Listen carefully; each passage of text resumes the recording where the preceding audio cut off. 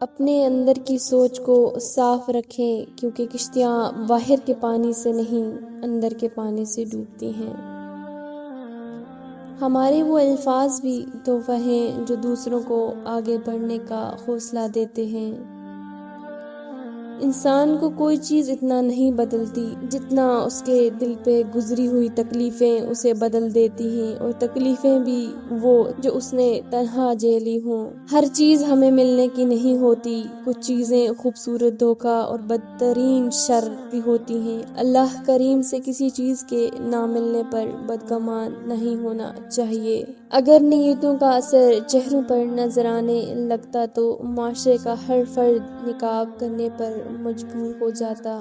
کسی کی زندگی میں اس کے لیے زندہ رہنے کے اسباب پیدا کرنا اس کی قبر پر فاتحہ پڑھنے سے زیادہ بہتر ہے۔ سمجھدار انسان جب رشتے نبھانا بند کر دے تو سمجھ لینا اس کی عزت نفس کو شدید ٹھیس پہنچی ہے۔ زندگی میں ایک وقت ایسا بھی آتا ہے جب انسان ہر شے کی حقیقت سے واقف ہو جاتا ہے۔ تب کچھ لوگ دل میں جگہ بنا لیتے ہیں اور کچھ ہمیشہ کے لیے دل سے اتر جاتے ہیں۔